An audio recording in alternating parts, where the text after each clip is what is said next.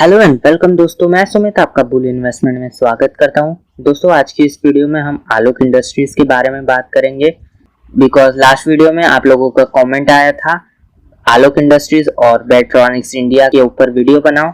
तो आलोक इंडस्ट्रीज के ऊपर वीडियो बन रही है और जल्दी ही बैट्रॉनिक्स इंडिया लिमिटेड की वीडियो भी अपलोड कर दी जाएंगी। तो वीडियो शुरू करने से पहले दोस्तों मैं आपको बताना चाहूंगा, अगर आपको किसी कंपनी के ऊपर एनालिसिस वीडियो चाहिए तो आप नीचे कमेंट सेक्शन में कमेंट कर सकते हैं। तो चैनल को सब्सक्राइब नहीं किया तो सब्सक्राइब कीजिए। So let's begin.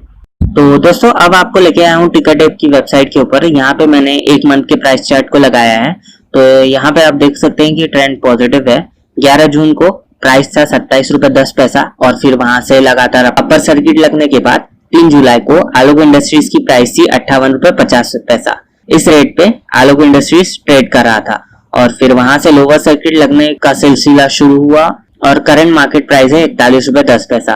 तो यहाँ पे हमें जो रैली देखने को मिली है 3 जुलाई तक, वो ऑपरेटर का काम था जो कि जबरदस्ती की रैली थी और अब मार्केट आलोक इंडस्ट्रीज को उसका फेयर वैल्यूएशन देने की शुरुआत की है, इसीलिए स्टॉक लगातार लोअर सर्किट पे।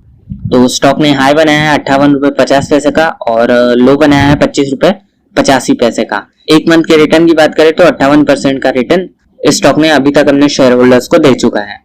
तो दोस्तों कंपनी के पास एक्टिविटी के बारे में बात करते हैं। जैसा कि आपको पता है आलोक इंडस्ट्रीज एक टेक्सटाइल मैन्युफैक्चरिंग कंपनी है।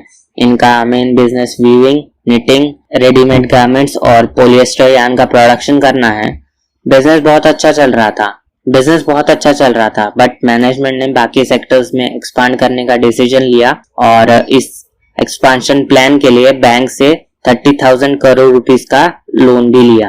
अब मैनेजमेंट के ओवर एम्बिशन और प्रॉपरली एक्सपांशन प्लान एग्जीक्यूट ना करने की वजह से आलोक इंडस्ट्रीज ने 30,000 करोड़ रुपीस का लोन डिफॉल्ट किया और उन्होंने बैंक को बताया कि वो लोन का रीपेमेंट नहीं कर सकते हैं। फिर क्या होना था? फिर बैंक ने इन्हें एनसीएलटी लेके गया, that is national company law tribunal.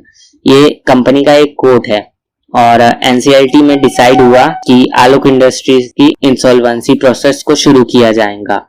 इसके लिए बिडिंग हुई और रिलायंस इंडस्ट्रीज और जेएम फाइनेंशियल ने आलोक इंडस्ट्रीज को 5,050 करोड़ रुपए में बिड करके खरीद लिया। बट रिलायंस इंडस्ट्रीज तो रिलायंस इंडस्ट्रीज थी, ये यहाँ पे भी नहीं रुकी। पूरी 5,050 करोड़ की डील में रिलायंस इंडस्ट्रीज ने सिर्फ 500 करोड़ रुपीस ही इन्फ्यूज किया आलोक इंडस्ट्रीज के अंदर। बाकी का 4,550 करोड़ रुपीस आलोक इंडस्ट्रीज के ऊपर लोन ले लिया और जिसका गारंटी लिया है खुद रिलायंस इंडस्ट्रीज ने।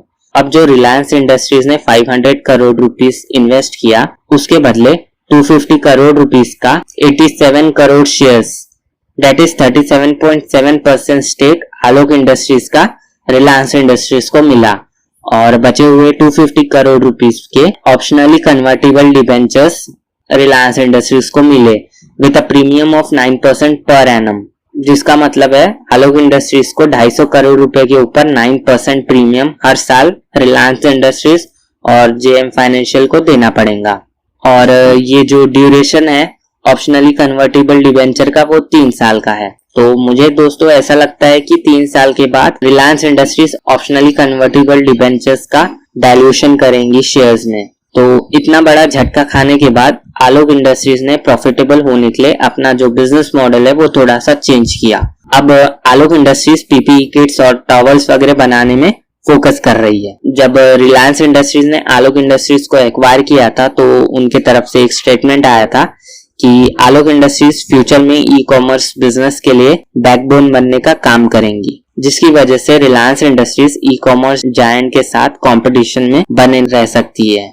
तो अब आपको पता चल गया होगा कि आलोक इंडस्ट्रीज को एक्वायर करने के पीछे रिलायंस इंडस्ट्रीज का क्या प्लान था। अभी आपको लग रहा होगा कि पीपीई किट्स का क्या इतना इंपॉर्टेंस है और आलोक इंडस्ट्रीज सिर्फ कुछ टाइम तक ही प्रॉफिट कमा सकता है। ऐसा नहीं है। एक रिपोर्ट ने पीपीई किट्स और पोस्ट कोविड ईरा के बारे में रिपोर्ट जारी किया था, तो मैं आपको वो रिपोर्ट बताना चाहूंगा।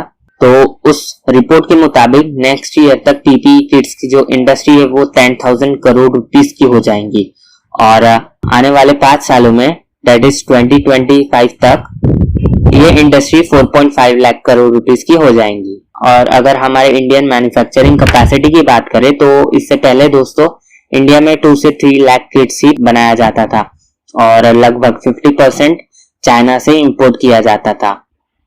और तो और दोस्तों भारत में से 40 से 50 कंपनीज ऐसी थी जिनके पास सर्टिफिकेशन था पीपीई किट्स मैन्युफैक्चर करने के लिए। और अगर हम करंट सिनेरियो की बात करें तो करंट सिनेरियो पास्ट सिनेरियो से काफी अलग है। आज India 4.5 lakh PPE kits per day का प्रोडक्शन करता है और मोर देन 600 कंपनीज इन्वॉल्व है इस प्रोडक्शन में। तो अभी पीपीई किट्स की डिमांड भी बहुत है, पूरे वर्ल्ड वाइड में काफी ज्यादा बढ़ रही है और इंडिया उस डिमांड को फुलफिल करने की क्षमता रखता है। जैसा कि मैंने आपको बताया कि पीपीई किट्स की डिमांड बहुत है और कोविड-19 के बाद भी ये डिमांड काफी बढ़ेंगी, क्योंकि दोस्तों हेल्थ इज वेल्थ और बड़ी बड़ी कंपनीज भी अभी प्रिकॉशन ले रही है, जिसकी वजह से जो मार्केट साइज है 2025 तक ये 4 to 6 लाख करोड़ रुपीस का हो जाएगा। तो ये है दोस्तों फ्यूचर की व्यू से आलोक इंडस्ट्रीज का पोटेंशियल। अब आपके मन में क्वेश्चन आ रहा होगा कि इंडियन कंपनीज चाइनीज कंपनीज को कांटे की टक्कर कैसे दे सकती है।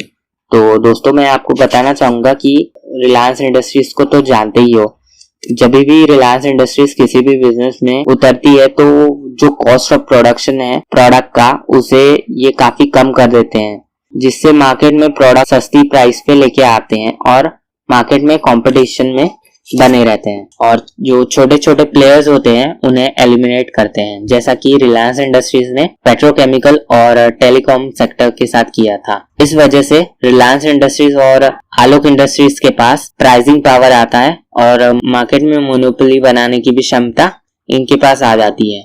दोस्तों यहाँ पे जो रॉ मटेरियल लगता है पीपीई किट्स मैन्युफैक्चर करने के लिए वो रिलायंस इंडस्ट्रीज के पास है, जिसकी वजह से आलोक इंडस्ट्रीज को जो रॉ मटेरियल है वो काफी सस्ते प्राइस पे मिलेगा और रिलायंस इंडस्ट्रीज की टेक्नोलॉजी भी काफी एडवांस है और वो आलोक इंडस्ट्रीज के साथ इंटीग्रेट भी कर सकते हैं, जिससे जो कॉस्ट ऑफ प्रोडक्शन है वो भी काफी कम हो जाएगा और जो प्रॉफिट है वो बढ़ जाएगा।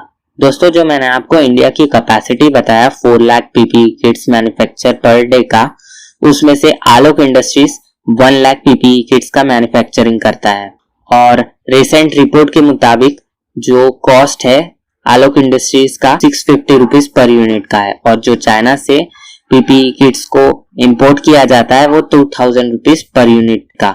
अब आप यहाँ पे डिफरेंस देख सकते हैं कि डिफरेंस काफी ज्यादा है। धीरे धीरे चाइनीज कंपनीज के मार्केट शेयर आलोक इंडस्ट्रीज के पास आना शुरू हो जाएगा। और अगर हम यहाँ पे कॉस्ट की बात करें तो जो कॉस्ट है पीपीई किट को मैन्युफैक्चर करने के लिए आलोक इंडस्ट्रीज को वो नियरली 400 to 450 रुपीज पड़ता है और उसमें प्रॉफिट करीब करीब 150 to 200 रुपीज है। तो दोस्तों एट द एंड सवाल ये आता है कि आलोक इंडस्ट्रीज में अभी इन्वेस्ट करना सही रहेगा या नहीं।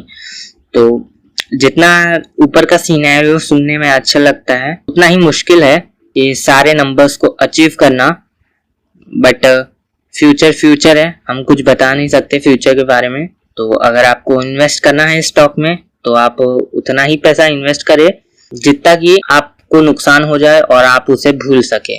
तो मैं तो फिलहाल के लिए 2 से 3 क्वार्टर्स के रिजल्ट के लिए वेट करूंगा और अगर कंपनी प्रॉफिटेबल होती है तो डेफिनेटली मैं इसमें इन्वेस्ट करूंगा।